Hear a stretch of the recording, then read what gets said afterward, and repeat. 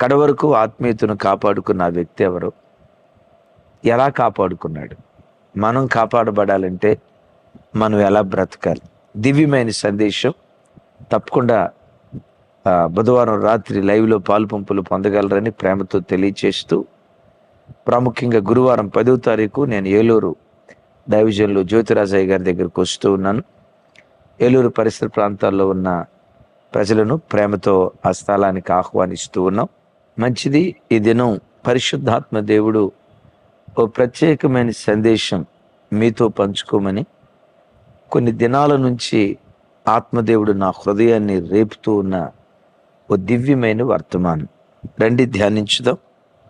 కీర్తనల గ్రంథం 42వ కీర్తన 10వ చరణం. నీ దేవుడు ఏమాయనని నా శత్రువులు దినమెల్లా అడుగుచున్నారు. వారు తమ దూషణల చేత నా ఎముకలు విరుచుచున్నారు. విన్నారా? నీ దేవుడు ఏమాయనని శత్రువులు అడుగుతా ఉంటే నా ఎముకలన్నీ విరిగిపోయినంత బాధ నా హృదయంలో కలుగుతుందయ్యా. వారు చేస్తున్న ఎగతాళి, మాట్లాడుతున్న అపహాస్యపు మాటలు, వారు చూస్తున్న ఓర చూపులు, వారు పలుకుతున్న దూషణకరమైన మాటలు నా ఎముకలను ఎరగదీస్తున్నాయ్యా అని భక్తుడు తన ఆక్రందన దేవుని ఎదుట పంచుకుంటున్నాడు. ఈ అంశం మీద వర్తమానం పంచుకోమని కొన్ని దినాల నుంచి నా హృదయాన్ని ప్రభు పురికొల్పుతూ వచ్చారు. తమ్ముడు, చెల్లి, ఈరోజు నీ కుటుంబంలో, నీ పిల్లల జీవితాల్లో, నీ ఆరోగ్య విషయంలో, నీ ఆర్థిక విషయాల్లో జరిగిన కొన్ని నష్టాలు, ఎదుర్కొంటున్న కొన్ని కష్టాలు, నీవు అనుభవిస్తున్న బాధ కొంతమంది అన్యజనులు చూసి, మరికొంతమంది భక్తిహీనులు చూసి, ఇంకొంతమంది నామకార్థ క్రైస్తవులు, ఇంకొంతమంది నీ శత్రువులు చూసి ఎగతాళిగా దేవుడు దేవుడు దేవుడని తెగ పరిగెత్తారు కదమ్మా. ఏం చేశాడు దేవుడు మీకు? మీ దేవుడు ఏమాయను? మీ దేవుడు శక్తివంతుడు కాదా? మీ ప్రార్థనలో బలం లేదా? అంటే మీ ఉపవాసాలు, నైవేద్యాలు, కన్నీళ్ళు, అంగలార్పు, ఆర్తధ్వని ఇదంతా ఒట్టిదేనా? అసలు మీ దేవుడు అనేవాడు ఉన్నాడా? నీ దేవుడు ఏమాయను అని నీవు అనుభవిస్తున్న శ్రమను చూసి ఎగతాళిగా గేలి చేస్తూ చుట్టూతో ఉన్న వ్యక్తులు మాట్లాడుతున్నారా? ఆ మాటలు వింటున్నప్పుడు నష్టం కలిగిందనే బాధ కంటే అన్య ప్రజల మధ్యలో నా దేవుని నామం దూషించబడుతుందే, అన్య ప్రజల మధ్యలో నేను అవమానానికి అప్పగించబడ్డానే, ఈ బాధ, ఎముకలు విరిగిపోయేంత పెయిన్, ఆ నొప్పి నీ జీవితంలో కలుగు చేస్తూ ఉందా? నిజమే. తెలుగులో ఒక సామెత ఉంది. వినటానికి కాస్త మొరటుగా ఉన్నా ఆ సామెతలో చాలా నిజం ఉంది. మొగుడు కొట్టినందుకు కాదు, తోడికోళ్ళు తొంగి చూచినందుకు అని ఒక సామెత ఉంది. భార్యాభర్తలున్న తర్వాత కొట్లాడుకుంటారు, ఈ సహజం, చిన్న చిన్నవి జరుగుతాయి. మరలా అంతకంటే ప్రేమగా ఉంటారు.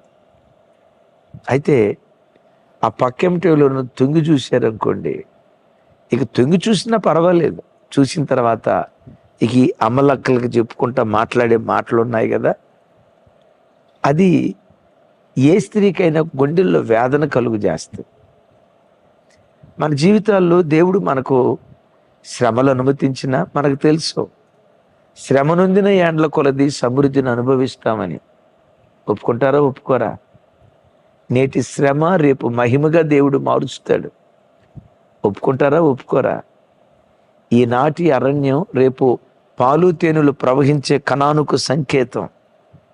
మీ జీవితంలో అనుభవించారా లేదా? గతంలో ఈనాటి మార రేపటి మాధుర్యానికి సంకేతం.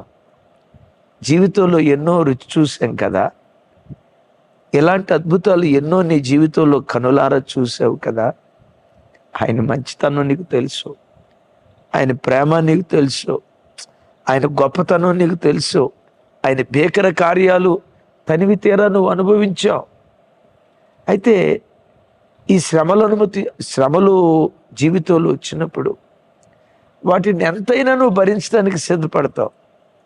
కానీ చుట్టూతో ఉన్న వాళ్ళు ఎగతాళిగా మాట్లాడే మాటలున్నాయే, ఎముకలు విరిచినంత బాధ నీ జీవితంలో కలుగుతూ ఉందా? ఇంకా నీ పెళ్లి కాలేదు, నీ దేవుడు ఏం చేశాడు? మీ పిల్లలకు ఉద్యోగం రాలా, మీ దేవుడు ఏం చేశాడు? రోజు రోజుకు ఆర్థికంగా చితికిపోతున్నారు, మీ దేవుడు ఏం చేశాడు? మీ పిల్లల వయసు పైబడుతుంది, ఎండిన మొద్దులాగా వాళ్ళ బ్రతుకులు మిగిలిపోయాయి, మీ దేవుడు ఏం చేశాడు? ఆ కష్టం ఆ నష్టం మీ ఇంట్లో కలిగిందిగా, మీ దేవుడు ఏం చేశాడు? మనం అనుభవించిన శ్రమ కంటే ఎక్కువ శ్రమలు వాళ్ళు అనుభవించారు. ఆ శ్రమలు వాళ్ళని నాశనం చేశాయి. అయినా శత్రువులు కదా, ఎద్దు పుండు కాకికి ముద్దు అన్నట్లుగా ఆ గాయాలు పదే పదే ప్రజలు రేపుతూ ఉంటే, తమ్ముడు చెల్లి నువ్వు కూడా కూర్చొని, అవును కదా దేవుడేంటి ఇట్లా చేశాడు, దేవుడు ఏమాయను అని ప్రజలు మాట్లాడుతూ ఉంటే, నా ప్రభువు నాకు అనుమతించిన రోగం నాకు బాధ కలుగు చేసింది అనే దానికంటే నా దేవుని నామం దూషించబడతా ఉంటే ఆ బాధ తట్టుకోలేకపోతున్నానయ్యా. నా దేవుని నామం ఈ అన్ని ప్రజల మధ్యలో, ఈ నీచుల మధ్యలో చులకన చేయబడతా ఉంటే అది నాకు ఒక గుండె కోతగా ఉందయ్యా అని అంటున్నావా? నీకు శుభవార్త. కోరహు పిల్లలను నీ దేవుడు ఏమాయను అని వాళ్ళు ఎగతాళిగా మాట్లాడితే కోరహును దేవుడు విడిచిపెట్టాడా? కోరహు పిల్లలను దేవుడు విడిచిపెట్టాడా? సరే, కోరహు పిల్లల గురించి చెప్పే ముందు పరిశుద్ధ గ్రంథమైన బైబిల్లో ఓ మాట మీకు జ్ఞాపకం చేస్తాను. మీకా గ్రంథం 7వ అధ్యాయం 10-11 వచనాలు. నా శత్రువు దానిని చూచును, నీ దేవుడైన యెహోవా ఎక్కడనని నాతో అనునది అవమానమునందును, అది నా కండ్లకు అగపడును. ఇప్పుడు అది వీధిలోనున్న బురదవలే త్రొక్కబడును. నీ గోడలు మరలా కట్టించు దినము వచ్చుచున్నది, అప్పుడు నీ సరిహద్దు విశాలపరచబడును. ఈ వాక్యం మీద చేయబెట్టండి. యేసు నామం పేరిట ఈ వాగ్దానం మీ జీవితాల్లో స్థిరపడునుగాక. మన ఒక్కొక్కరి కుటుంబాల్లో ఈ వాగ్దానం నిశ్చయంగా దేవుడు నెరవేర్చునుగాక.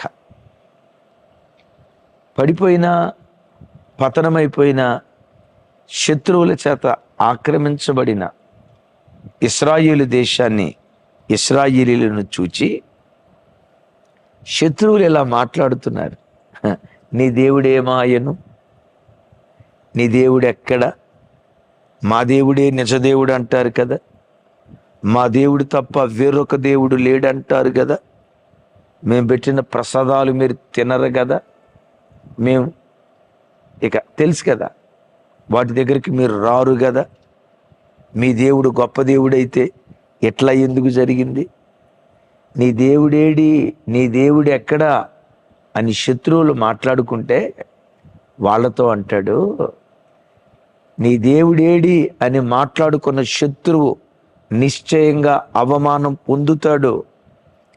నా కళ్ళతో నేను చూస్తా, నా నెగతాళి చేసిన వాడు బురదవలే కాళ్ళ కింద త్రొక్కబడతాడు. సరే, శత్రువు ఏమవుతాడో తర్వాత అయ్యా, నీ జీవితంలో ఏం జరిగిద్దో చెప్పు. ఏమంటాడు తెలుసా? గోడలు మరలా కట్టే దినం రాబోతుంది, నా సరిహద్దులు దేవుడు విశాలపరుస్తాడు. ఈ వాక్యం వింటున్న ప్రభు పిల్లలారా, నీ దేవుడు ఏమాయను అని ప్రజలు మాట్లాడుకుంటున్నారా? యేసుక్రీస్తు నామం పేరిట పడిపోయిన నీ గోడలను మరలా దేవుడు తిరిగి కట్టించబోతూ ఉన్నాడు. ఎక్కడ పడిపోయావు? అప్పుల్లో పడిపోయావా? ఎక్కడ పడిపోయావు? రోగంలో పడిపోయావా? ఎక్కడ పడిపోయావు? ప్రార్థనా జీవితంలో పడిపోయావా? ఎక్కడ పడిపోయావు? ఎక్కడో తెలియని అపవిత్రపు బలహీనతల్లో పడిపోయావా? ఎక్కడ పడిపోయావు? భక్తిహీనతలో పడిపోయావా? ఎక్కడ పడిపోయావు? సెల్ ఫోన్ దగ్గర పడిపోయావా? ఎక్కడ పడిపోయావు? ఆర్థిక సమస్యల్లో పడిపోయావా? ఎక్కడ పడిపోయావు? కుటుంబంలో భార్యాభర్తల మధ్యలో సమాధానం లేక, ఐక్యత లేక, అసమాధానపు కోరల్లో చిక్కుకొని తమ్ముడా చెల్లి అల్లాడిపోతూ చుట్టూతా చూసే వాళ్ళందరూ నీ దేవుడు ఏమాయును అని ఎగతాళి చేస్తూ ఉంటే అది నీకు గుండె కోతగా ఉందా? ఏ గోడలు పడిపోయాయో, ఎక్కడ పడిపోయావో యేసు నామం పేరిట నీ గోడలు మరలా తిరిగి దేవుడు కట్టించబోతూ ఉన్నాడు. ఆమేన్ చెప్పు గట్టిగా. అంటాడు, గోడలు కట్టించడమే కాదు, నీ సరిహద్దులు నేను విశాలపరచబోతున్నాను. అంటే పడిపోక మునుపు, శత్రువు నవ్వక మునుపు నీ సరిహద్దు ఎంతైతే వాడు ఎగతాళి చేసిన తర్వాత దేవుడు రోషం తెచ్చుకొని నీ జీవితంలో చేయబోయే కార్యం ఏంటో తెలుసా? ఇంతకు మునుపు నీ సరిహద్దు ఎంతైతే ఎగతాళి తర్వాత రెండంతలు దేవుడు చేయబోతున్నాడు. కొలవలేనంత దేవుడు చేయబోతూ ఉన్నాడు. ఆమేన్. యెరూషలేము చుట్టూతా ప్రాకారం కట్టొద్దు. అయ్యా ఎందుకు కట్టొద్దు అంటున్నారు? మీరు కొలవలేనంత విస్తారంగా యెరూషలేము నేను విస్తరింపజేయబోతున్నాను. అయ్యా మరి ప్రాకారం లేకపోతే ఎట్లా? యెరూషలేము చుట్టూతా నేనే అగ్ని ప్రాకారంగా ఉంటాను. దేవుడు సెలవిచ్చాడు కదా. అంటాడు, నీ సరిహద్దులు నేను విశాలపరచబోతున్నా.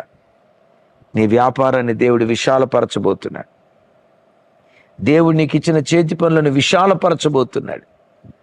అవమానం పొందక మునుపు నువ్వు కలిగింది కొంత అయితే ఎరుగుదురు కదా, నీ అవమానమునకు ప్రతిగా రెట్టింపు ఘనతనిస్తానని దేవుడు ఆ కార్యం ఇశ్రాయేలీల జీవితాల్లో చేశాడు.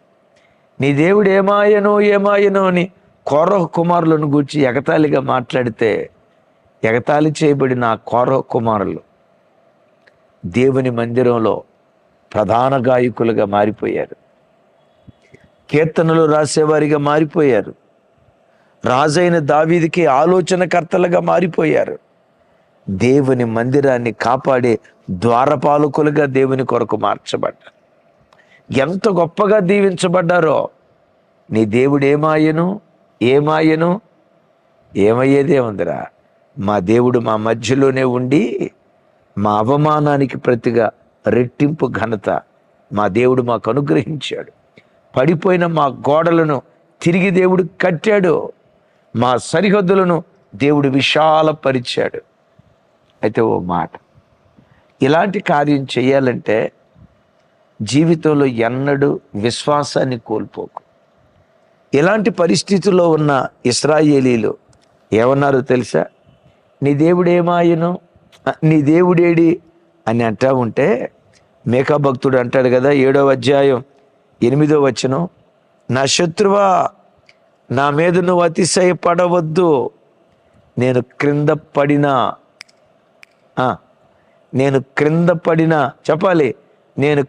పడినా మరలా తిరిగి లెగుస్తా.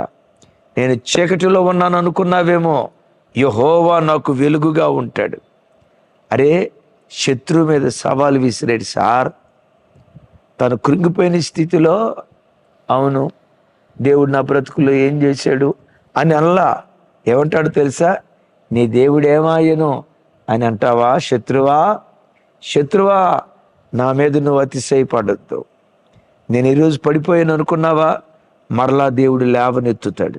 ఎస్, లేవనెత్తే దినాలు వస్తాయి. చీకటిలో ఉన్నాను అనుకున్నావా? నా బ్రతుకు గాఢాంధకారపు బ్రతుకులాగా నీకు కనపడిందా? ఒక రోజు రాబోతుంది, ఈ గాఢాంధకారపు చీకటినే మధ్యాహ్న కాల తేజస్సు వలె నా దేవుడు మారుస్తాడు. వెలుగులోనికి నా దేవుడు రప్పిస్తాడు. ఎందుకు? నా దేవుడే వెలుగై ఉన్నవాడు. 1,000,000,000 సూర్య తేజస్సు కంటే అధికమైన తేజస్సు కలిగిన వాడు. సైతానా వెర్రవేగకో, ఓటమి తప్పని రోజు కూడా దేవుడు నన్ను గెలిపిస్తాడు. ఇక ఓటమి తథ్యం అని అనుకున్న ఆఖరి క్షణంలో ఓటమి తీరం నుండి విజయ బావుట ఎగరవేసి విజయోత్సవంతో నా దేవుడు నన్ను నిలవబెడతాడు. విశ్వాసంతో పదే పదే మాట్లాడుతూ ఉండు.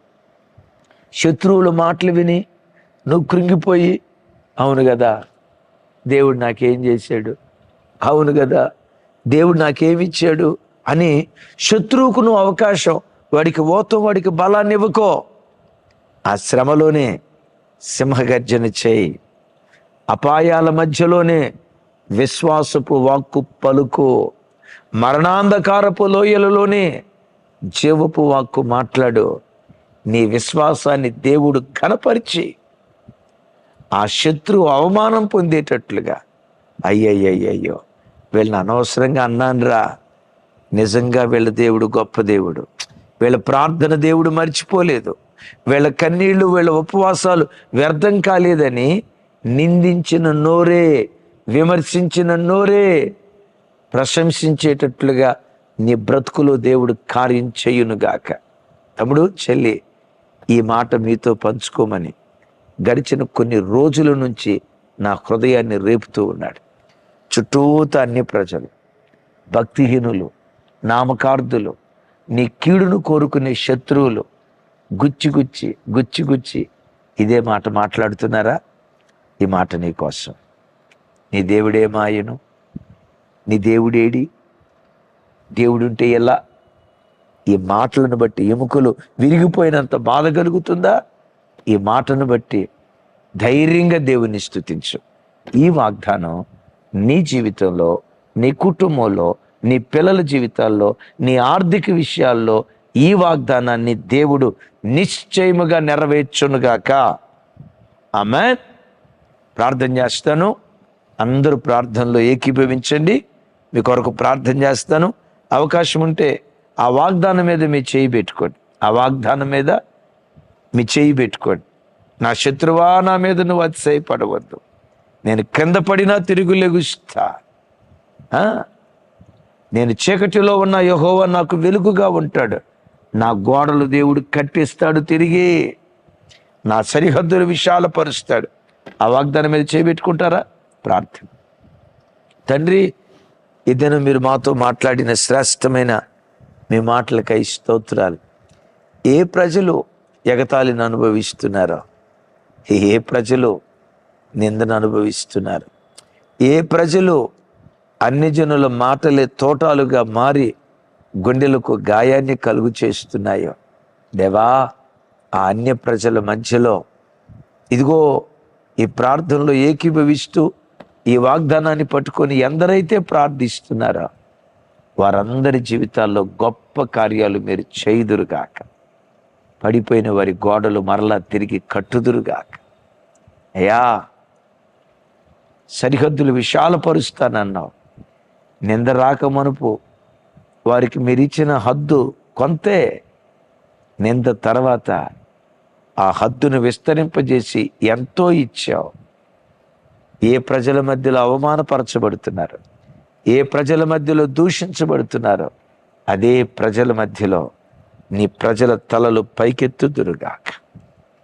ఈ ప్రజల కన్నీళ్లు యేసు నామములో తుడుచుదురుగాక. సమస్త ఘనత, మహిమ, ప్రభావాలు మీకే ఆరోపిస్తూ యేసు నామం పేరిట ప్రార్థించి స్తుతించి పొందియున్నాం తండ్రి. ఆమేన్.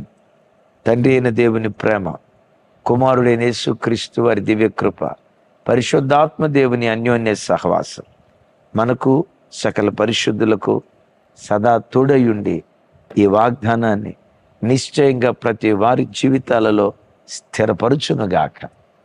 ఆమేన్, ఆమేన్.